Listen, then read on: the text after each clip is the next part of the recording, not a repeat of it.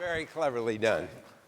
By the way, interestingly enough, this thing says I'm the chief internet strategist. Actually, I'm the chief internet evangelist, although, strategist isn't bad. But it wasn't the title I asked for. When I joined Google in 2005, Larry and Eric and Sergey said, so what title do you want? And I said, how about Archduke? And I thought that would be a great title. They went away and they came back and they said, the previous Archduke was Ferdinand. And he was assassinated in 1914, and it started World War I. Maybe that's a bad title to have. Why don't you be our chief internet evangelist? So I said, okay, I can do that. First of all, I really appreciate the opportunity to be here, especially considering I'm an East Coaster, and it's December, and this is Hawaii, so who could turn that down? Second, I do not have slides. Some of you will have heard the expression, power corrupts, and PowerPoint corrupts absolutely. And so you're going to have to just listen to what I have to say, and I hope we'll have some time for some Q&A as well. You'll notice that I'm wearing a three-piece suit. I'm probably the only guy in Hawaii right now wearing a three-piece suit, and it's probably just indication of my advanced age that I didn't have enough sense to pack appropriate clothing. I wanted to acknowledge a couple of people who are here in the audience, in particular Latif Ladid, who is the CEO of the IPv6 Forum, and Ted Rappaport, who I hope is here somewhere, who's done so much wonderful work on, Latif, good man. Ted Rappaport is here as well, who's done some absolutely spectacular work in very, very high frequency communications, and I want to acknowledge that. And Vincent Chen, congratulations on your ascension to the presidency of ComSoc. I know that just based on our conversation over breakfast that you're going to inject a great deal of excitement into this organization. So the title of my talk basically is Desirable Properties of an Industrial Internet. And what I really want to get at are the responsibilities that we have as engineers as we design these kinds of systems. So I want you to think a little bit about what these properties might be. One of them is clearly reliability. You certainly don't want something that simply has a high probability of working. You want something that basically works in a reliable way. You don't want light switches that only work 85% of the time. So reliability is a very high priority in my view. The second thing is safety. No one would want to have unsafe devices in their businesses, offices, homes, cars, on their person, and in their industrial plants. Security is also extremely important. No one wants equipment which is vulnerable, for example, to various kinds of attacks, hacking, taking over, distortion of data, and the like. Privacy is a big issue as well, perhaps not so much in the industrial setting, although even there confidentiality is important, especially if the systems that you're developing have proprietary components to it. And so confidentiality and privacy are also high priority. Interoperability turns out to be important as well. If you are imagining a variety of vendors making equipment that will be used in industrial settings, Internet of Things in industrial settings, you may have multiple suppliers, and it is vital that these things interwork with each other. You don't want to be trapped into having to use only the equipment coming from one single provider, as was the case in the history of networking before the internet and the TCP/IP non-proprietary protocols were developed. So again, you will hear later standards turn out to be very important. And finally, autonomy is important. If we're speaking about things that are based on the internet, the Internet of Things, the thing you don't want is a system that fails when the internet connection isn't available. You certainly wouldn't want a house that doesn't work when the internet connection goes away, and you don't want your office or your industrial plant to fail if the internet is down. And so those are the things that, those properties, I think, are among those that we should try to preserve in the design of such a system. Now let me go on to a couple of other observations about IoT, generally speaking. One of them is to avoid oversimplified models of the requirements for these devices. You remember a quote that is attributed to Einstein that things should be as simple as possible but no simpler. And this is true of the IoT space as well.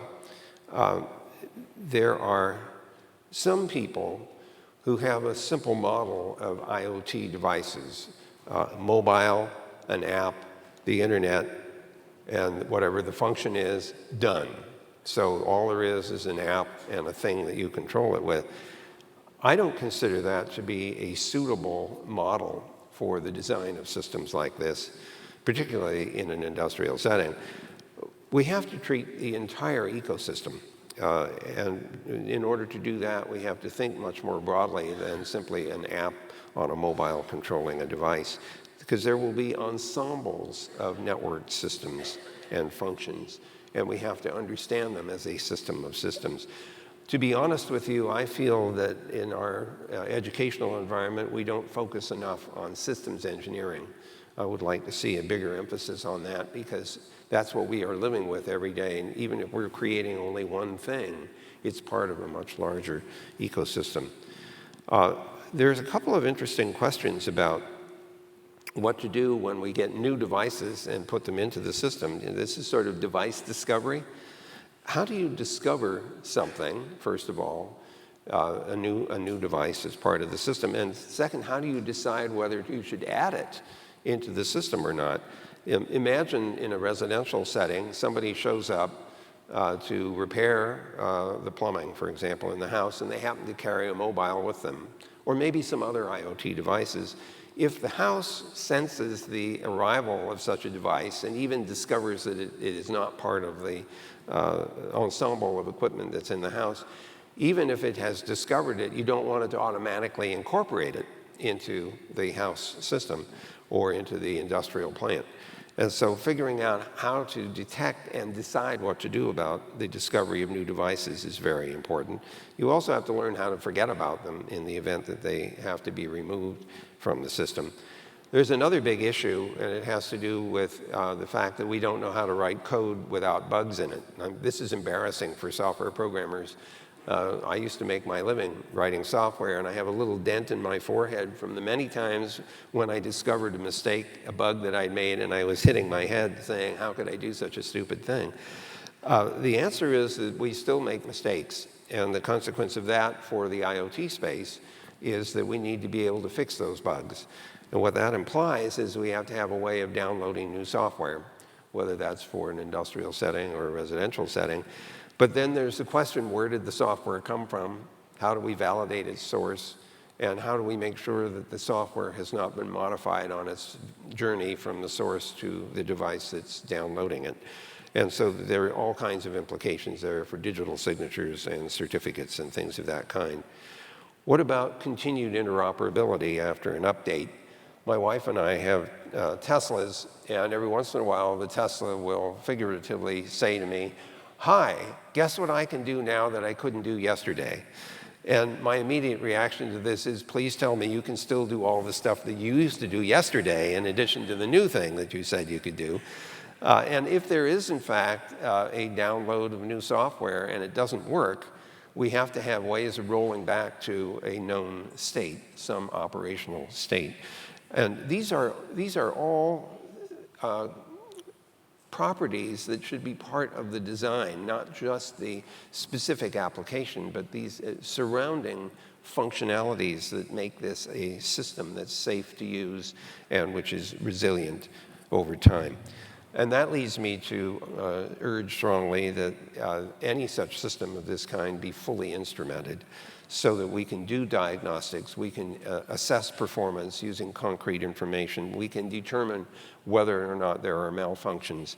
Systems should have we should have a model of how these systems are supposed to work. We should be able to make predictions about the kind of performance we should see, the kind of measurements and data that we should get, and then we should be able to compare the model predictions with the actual state of the system so as to detect that something is not functioning according to plan. And this is something that we do at Google on a regular basis for our very large-scale data centers that are running a vast quantity of different applications. They are instrumented from soup to nuts, from the lowest layer of power available all the way up to the state of the applications. And in many cases, we're going to have devices that are not necessarily capable of fully defending themselves against some kind of external attack. And so that suggests that we need hubs and firewalls and other things that will act as an additional barrier to inappropriate access to the devices, either to control them, to interfere with their operation, or to capture data that should not be shared. And so, again, we may need additional firewalling or other kinds of protection if we can't build it into every individual device that's part of the system. In addition to all those properties, there's another kind of scaling property which I would like you to consider. It might be fairly straightforward to bring a device or two home. Maybe you install an app on your mobile and you're done. But what if there are hundreds of devices in your home, which is entirely possible given the number of light switches, and light bulbs, and other appliances? And in an industrial setting, we could be talking about tens of thousands of devices. So as you're thinking about configuration, you must think in terms of large-scale, efficient configuration of significant numbers of systems. In a residential and in industrial settings, there may also be important to distinguish among the various users of, or controllers of, or operators of the system. There are executives, there are managers, the shift boss, the operators. Not everyone in a company should have the same ability to command and control an industrial set of equipment. The executives in particular probably should be forbidden from issuing any commands from any of the devices that are part of a manufacturing plant, for example. So the question, though, is how do we express authority? How do we express which parties are given these authorities and for how long? Do we have a way of rescinding those authorities once they've been granted? And you can imagine in a residential setting a similar kind of situation. People come to stay temporarily in your home. You need to give them access to the house's IoT system, but you don't want them to have continuing access to it after they go home. How do we introduce them to the house, and how do we take away their abilities after they leave? On the other hand, you might be able and want to have the ability to control the house remotely. So once again, this ability to correctly and strongly authenticate remote parties for purposes of granting authorities is a very important design. You should be asking questions like, what does it take, what's required to put a new user into the system or to drop one? How do you unintroduce somebody from these systems? What happens if the devices are transferred from one setting to another? Maybe a company decides that its equipment should be replaced and upgraded, but they still feel there's value, and so they sell the equipment to somebody else. How do you undo all of the configuration that has gone on and redo it for the new setting? What happens when you transfer the devices to a new owner? Now, in a residential setting, imagine you're selling the house. The new owner would like to not have to reconfigure everything.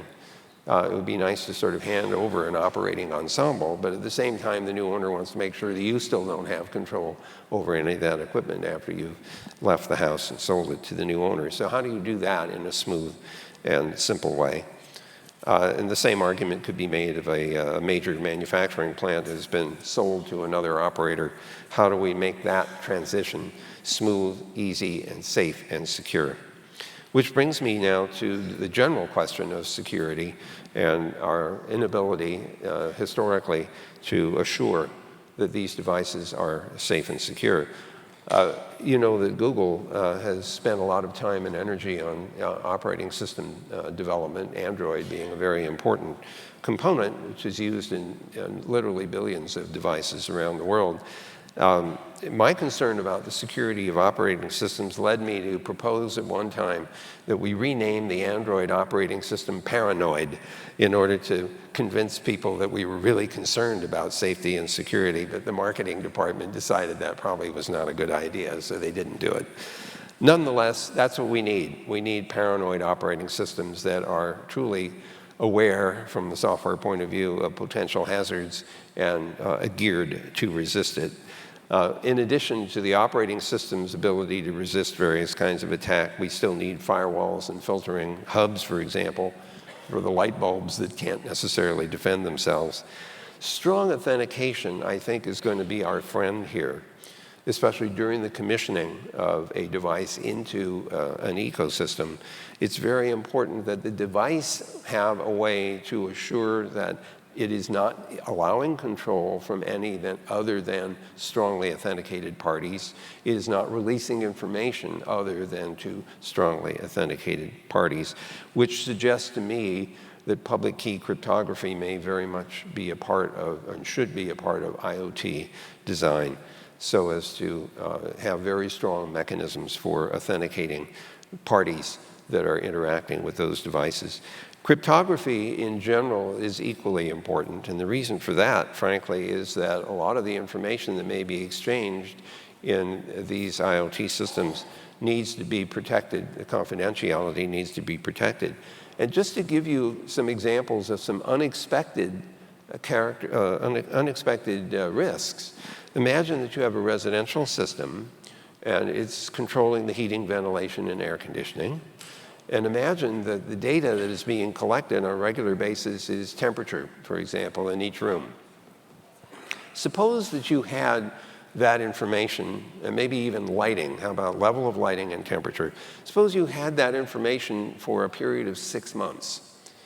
You might be able to figure out the kind of diurnal patterns of a family or a diurnal pattern of an operating plant. You might be able to figure out whether anybody is in the building or not. And that would be very valuable information if you were intending to break in. So even something as simple as temperature information and light information need to be protected so that its patterns are not obtained by parties who are not authorized to have it. There's another thing that's very important, and that's the ability to recover from major failures. And if the state of the system has become so corrupted that it doesn't work anymore, we really have to design and build in what's called the factory reset, the ability to move the system back to a known state of stability so that we can then recover from major failures. And so that kind of capacity is important, including the ability to export the configuration of the system to some place that is external and maybe even far away, so that in the event of a major power failure or other kinds of failure, the configuration information can be re-imported and installed into the system to bring it back to a known state of operation. The same argument could be made in a residential setting where you would not want to have hundreds of devices that are somehow go out of sync, and you don't want to spend the rest of your afternoon or maybe several days typing IPv6 addresses to reconfigure every device in the house. So we have to have ways of recovering from things like that. I think it's also important to have enough instrumentation so that we can capture the history of those devices that are in use, so we can detect, for example, various kinds of malfunctions or to assess performance. One thing that would be very important in an industrial setting is to detect degradation in performance of the various devices, and perhaps even to predict the possibility of some anticipated failures so that we can correct them before something serious happens, and that's why diagnostic tools are so important.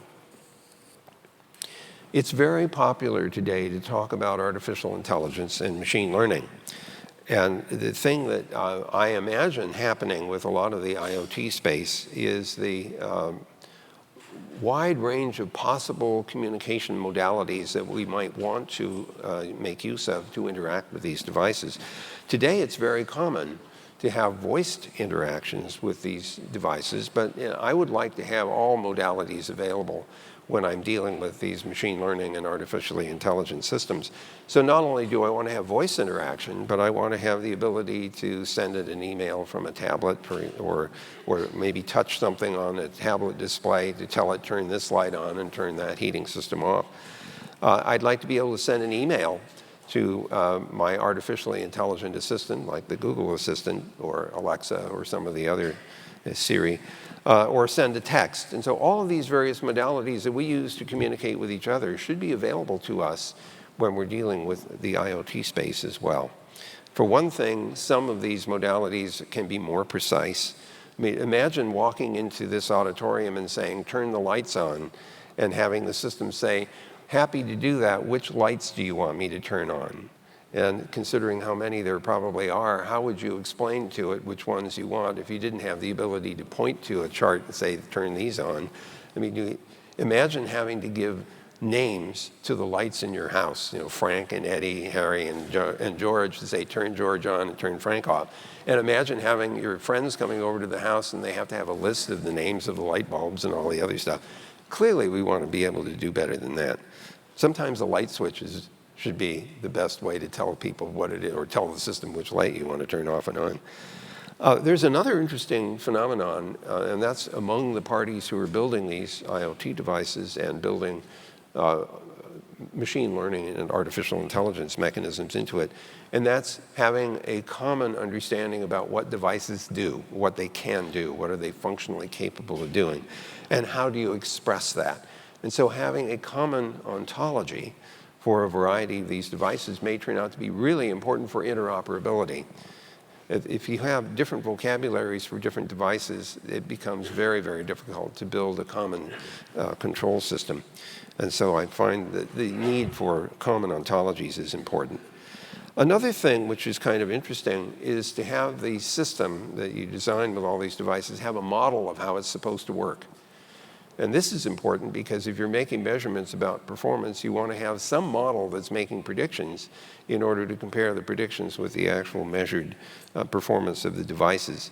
And that, I think, forces us to think in terms of having systems either infer their own models or provide them with the appropriate vocabulary. There's another big issue that's arisen in general in artificial intelligence and machine learning, and that's using the machine learning models and having transparency about how those models work. You can see from various headlines and articles in our technical journals that there's a lot of concern that people have about decision-making in machine learning space, where the decisions, the way in which the decision is reached is not clear. It's one thing, some of you will remember rule-based systems where you have an if-then-else kind of construct that says if this condition, then that is a likely cause with X probability, for example, or if this is a condition, then you should take the following action.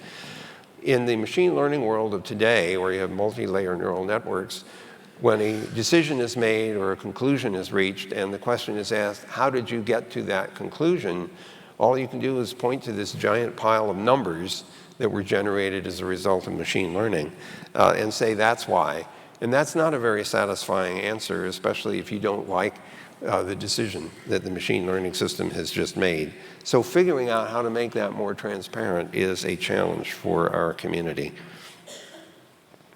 One thing that we were quite interested in at Google is being able to detect various kinds of failure syndromes before they have created a serious problem, or to optimize the control of the plant. And so in our case, data centers are major consumers of electricity.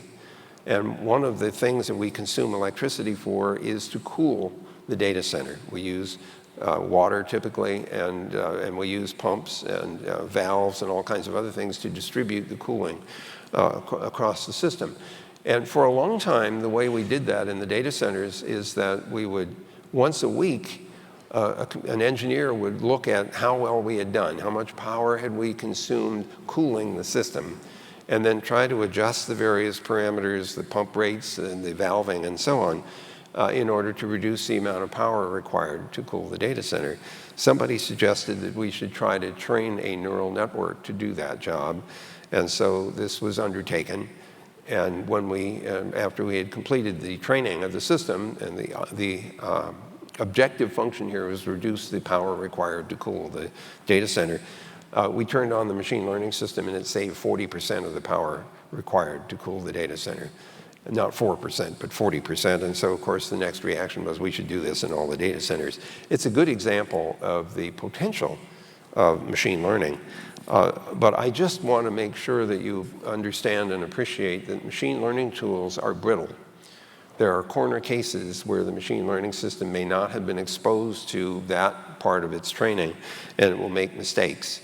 And so it's very important for us not to give too much autonomy to machine learning systems without recognizing that they may in fact make errors based on either biased data or data that is missing some cases that should be incorporated into the model. I think the real hazard, though, here is not just machine learning systems and neural networks. The real hazard that you and I are responsible for is software that has bugs in it. That's the real worry. It's all of the programmable devices that are networked, or even if they're not networked, that have potential errors in the software to make it function incorrectly under certain conditions. And I think that we have a significant responsibility to be concerned about that problem and to do everything we can to mitigate it.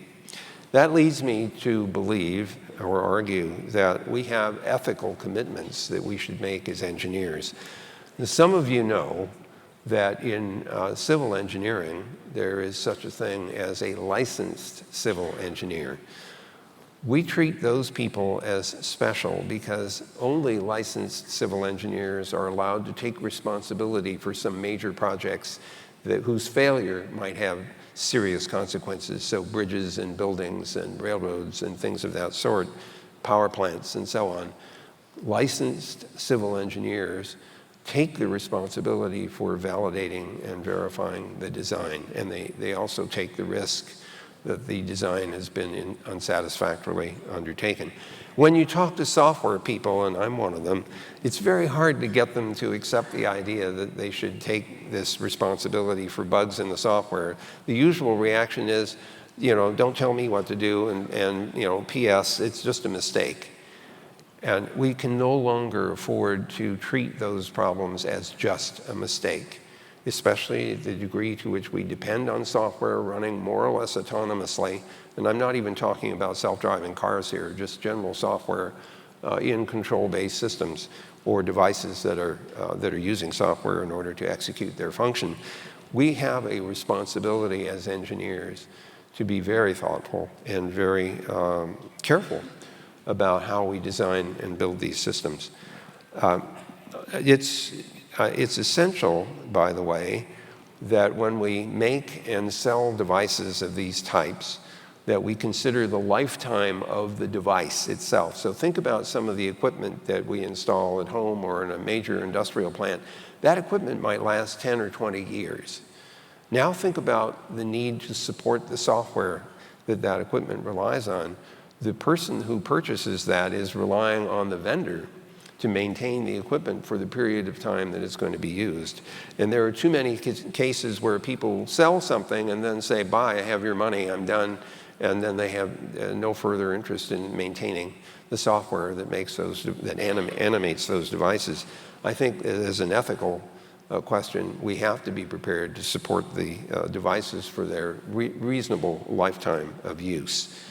And we certainly need to demonstrate best efforts to avoid creating and distributing vulnerable software. So we should be able to demonstrate that we've done regression testing, that we've done testing in realistic environments, that we've done software analysis, and there are a variety of tools available to help determine whether software has been designed with potentially exploitable malfunctions.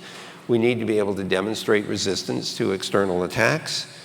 We need to show that we protect privacy and confidentiality as needed. And I can't overemphasize how important ease of use is. I suspect that every one of you will have a favorite example or two of an app which has a particularly crappy user interface, which drove you sufficiently nuts that you wanted to throw your mobile through the nearest window.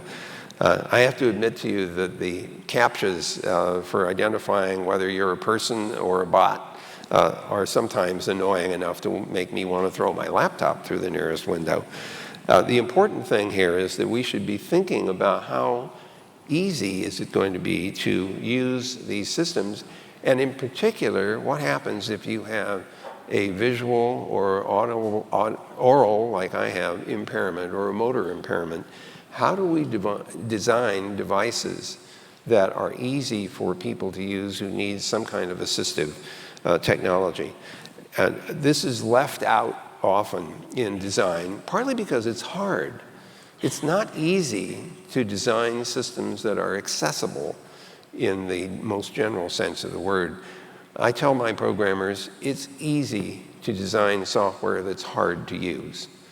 It's hard to design software that's easy to use, and that's true of the IoT space as well.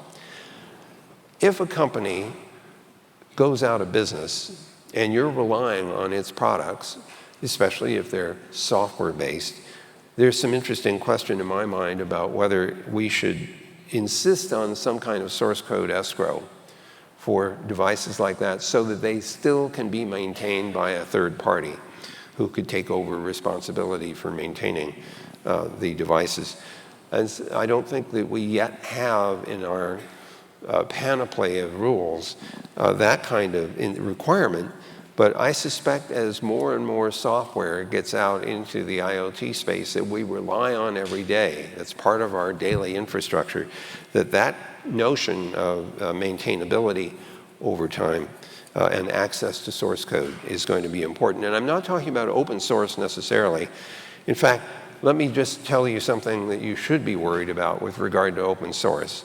It sounds so good on the surface. The source is open. Anyone can see the source. It's great. That means everybody can help find bugs, except for one little problem. If everybody is responsible for finding bugs, nobody bothers because they think somebody else did it. The consequence of that is an awful lot of open source software shows up in products that is buggy and potentially vulnerable, has failure modes that we can't predict and don't even know about. And so I would be careful about the use of open source software without paying a lot of attention to evaluation of that source code. Well, this brings me to another point in this discussion, and that's the role of standards. All of you surely appreciate how important standards are, especially to ComSoc. And the industrial Internet of Things is no different. We need common ontologies for these devices, and there is a website called schema.org, which I recommend to you because that's where a lot of people have brought ontologies together for common purpose. And the ability to standardize those schemas, I think, leads to improved interoperability. We plainly need common protocols for communication and actions and the like. And we need instrumentation that we agree on, metrics that we agree on for evaluating performance and operational status. We need to facilitate the interoperation of devices made by different parties so that we don't end up with systems that only work within one particular brand. That's extremely frustrating for consumers or for industrial plant builders when they have to rely solely on a particular brand of equipment because otherwise things are not interoperating. And of course, security models have to be held in common in order to achieve useful security in an interoperable environment. So what's the bottom line on all of this? Well, we're going to put billions of these devices to work around the planet. Some of them are going to get inadequate support or maybe no support after installation. Some of them may not meet reliability, privacy, and safety expectations. So that means there are roles for regulation, for industry standards and norms, and consumer training. So consumers need to understand what risks they face when they acquire, install, and use these devices. There are probably going to be new jobs created for some people trying to cope with configuring all this equipment at home or even in an office or in a industrial plant setting will be so daunting that we will have IoT installers as a job, or maintainers, or remote diagnosticians, so when the house is malfunctioning you can call for help remotely. I suspect that there will be lots of new jobs made available for that. So this trend of IoT everywhere could herald a utopian future, or it could usher in a new nightmare And it's our shared responsibility to try for the former and avoid the latter. So I'll stop there. I thank you for your attention, and I'm happy to try to answer questions if you have them. Thanks very much.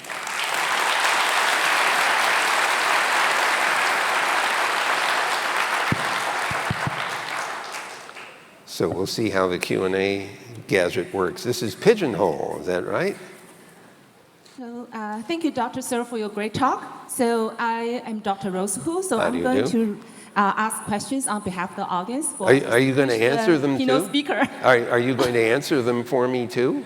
Okay, yeah, that's right. So much for that. I was thought I was going to get away with that. All right. Sure. So our first question from the audience is, if you were to design the internet again, so how would you do it differently? So there are several things that I would do, 3 in particular. First one is I really screwed up on mobility.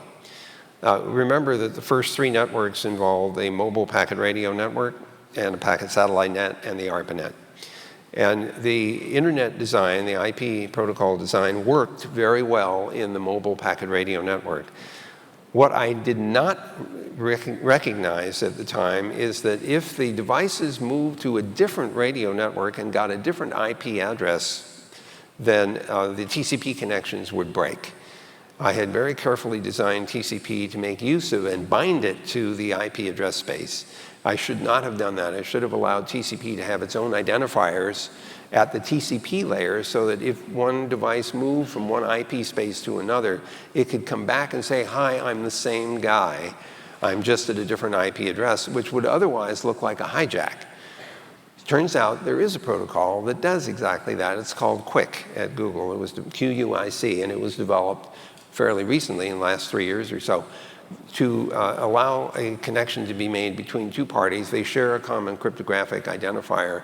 So if that connection breaks, you can recover.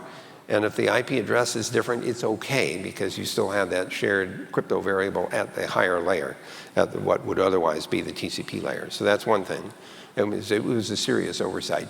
Second thing is that if I had understood how big the system was going to get, I would have started with IPv6 instead of starting with the 32-bit IPv4. But you know, look, in my own defense, think about this. It's 1973. Bob Kahn and I are sitting here trying to figure out how big is this thing going to get.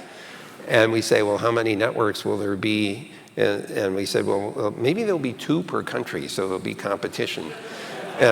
And then we said, how many countries are there? And there wasn't any Google to ask, so we guessed at 128 because that's a power of 2. And so that was 256 networks.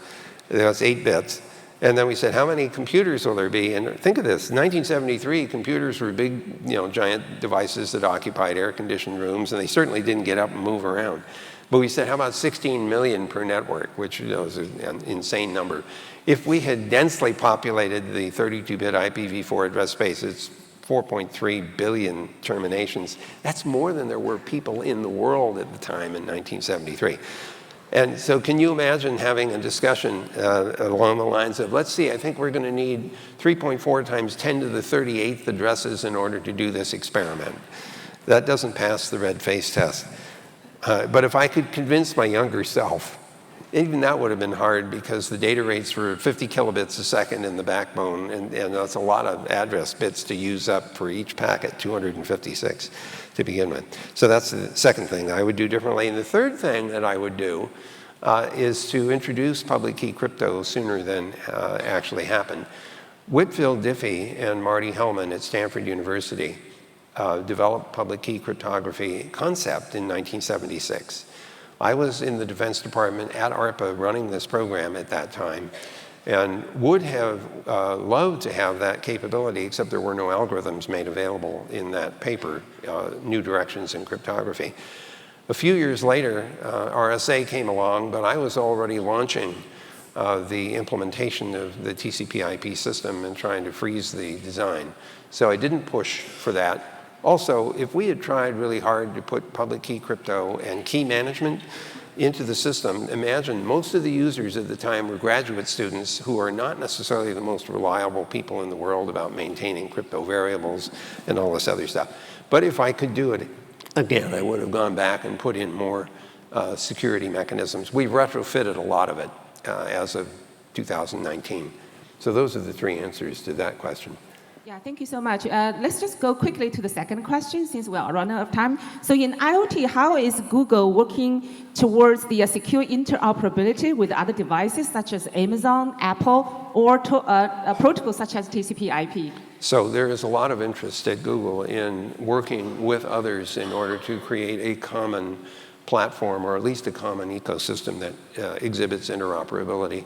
We've all agreed that IPv6 is the right space in which to identify these devices at a low level. There's been a lot of work at Google after our acquisition of Nest on a system called Thread and Weave, which are two parts of protocol stacks.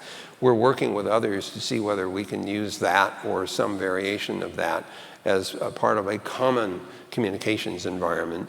And then the third thing we're trying to do is the schema.org idea of common ontologies, so that the kinds of artificial intelligence that we use to interact with the devices can use a common vocabulary, or at least be translatable from one vocabulary to another. So those are the things that Google is up to now and hoping to cooperate with others who are making devices in this same space. This thing says 0, which means we may be out of time. Yeah, I think that's all for the audience. Thank you so much, Okay, Dr. Cerf, thank you all very much. We appreciate it.